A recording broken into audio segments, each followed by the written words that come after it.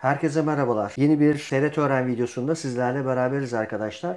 Bugün DeLonghi Espresso kahve makinesiyle espresso nasıl yapılır, nelere dikkat edilmeli bu konuyu işleyeceğiz hep beraber.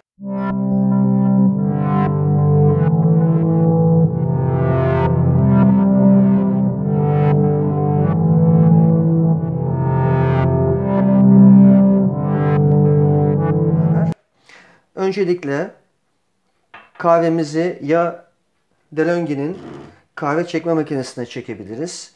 Yahut da çekilmiş kahve alabiliriz arkadaşlar. Kahvemiz bu şekilde görmüş olduğunuz gibi. Kahve podumuz bu. Tek kişilik kahve podumuz.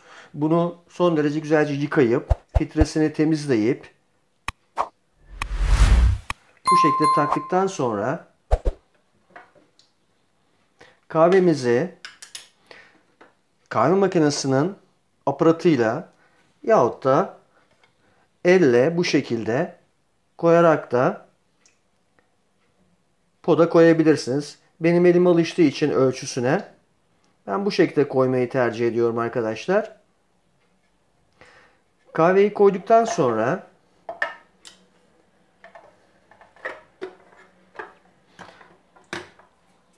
kahvemizi koyduktan sonra arkadaşlar kahvenin şu aparatıyla, basma aparatıyla kahvemizi hafifçe düzeltmemiz gerekiyor döndürerek. Görmüş olduğunuz gibi düzgün bir şekilde kahve partiküllerinin poda yerleşmesini sağlamamız gerekiyor.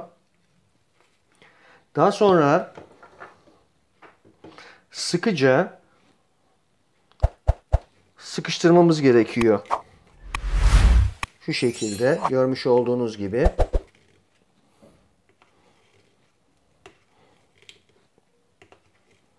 Düzgün bir şekilde koymamız gerekiyor. Gördüğünüz gibi.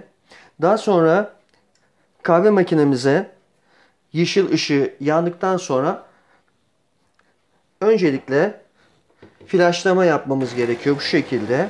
Hem bardağı ısıtmış oluyoruz hem de borularda kalan sıcak suyu ve şu alt kısımdaki filtredeki partiküllerin bardağa akmasını bekliyoruz arkadaşlar. Şöyle çekeyim makineyi biraz. Ve gördüğünüz gibi yeşil yanmıyor. Birazdan bu yeşil yandıktan sonra podumuzu takıp espressomuzu yapacağız. Takmadan önce şu kısımdaki partikülleri temizlememiz gerekiyor. Benim makinemde bir sorun oluştu. Aşağı yukarı bayağıdır kullanıyorum. 1,5 yıldır kullanıyorum. Damlatma yapıyor. Garantisi devam ediyor. Garantisini devam ettiği için götüreceğim.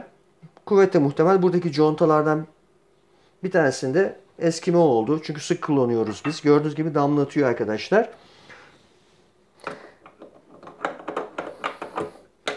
Bu şekilde takıyoruz sıkı bir şekilde. Ve makinemizi çalıştırıyoruz. Bu podun şu kol kısmını tutmanızı tavsiye ederim. Zamanla buradaki conta gevşediği için atabiliyor bu. Bunu bu şekilde tutarak atmasını engelleyebilirsiniz. Gördüğünüz gibi köpük gelmeye başladı. Güzel bir şekilde, kıvamlı bir şekilde. Zaten bardağın şu kısmı, şu kadarlık bir kısmı espresso ayarıdır. Ben bunu biraz daha fazla tercih ediyorum. Kıvamı biraz seyrelsin diye. Yani bir nevi americano oluyor arkadaşlar. Burada akan sıvının rengine göre berraklaşınca durmamız gerekiyor. Gördüğünüz gibi arkadaşlar bu şekilde kapatabiliriz kahvemizi. Görmüş olduğunuz gibi arkadaşlar kahvemiz bu şekilde americano olarak. İsterseniz ben şunlardan kullanıyorum. Rioba'nın vanilya aromalı şurubu. Bir çay kaşığı yetiyor arkadaşlar. Bu favorim. Daha sonra karameli var. Aynı ürünün Rioba'nın karamel şurubu var. 700 mililitre bunların net miktarı. Bir de fındık aromalı şurubu var. Bunlar değişik aromalar katıyor. Bilginiz olsun. Bunlar Metro Market'te satılıyor. Şu anki fiyata göre bilmiyorum ama 30-40 lira civarında. Ama bir hayli yetiyor. Gördüğünüz gibi 700 mililitre civarında bir ürün. Evet arkadaşlar, espressomuz bu şekilde, americanomuz bu şekilde hazırlanıyor bu kahvemizle. Çünkü bununla ilgili bir takım sorular geldi. Nasıl yapılmalı, miktarı ne olmalı, ürünün kahve çekirdeği nasıl çekilmeli şeklinde. Ben bu makinede ikinci ayarda çekiyorum. Dolayısıyla bazen dışarıda çektiren arkadaşlara da tavsiyem şu: Starbucks gibi yerlere çektireceklerse 4 numarada çektirmeleri gerekiyor. Eğer ki espresso dediğin zaman onların makinesi ince çekecektir ve buradaki filtreyi tıkayacaktır. Kahve akışını engelleyecektir arkadaşlar. Bu da not bilgi olarak size iletmiş olayım. Evet, bir videonun daha sonuna geldik. Kanalıma abone olup bildirim sesini açarsanız bir sonraki videolardan haberdar olmuş olacaksınız. Teşekkür ederim. İyi günler dilerim arkadaşlar.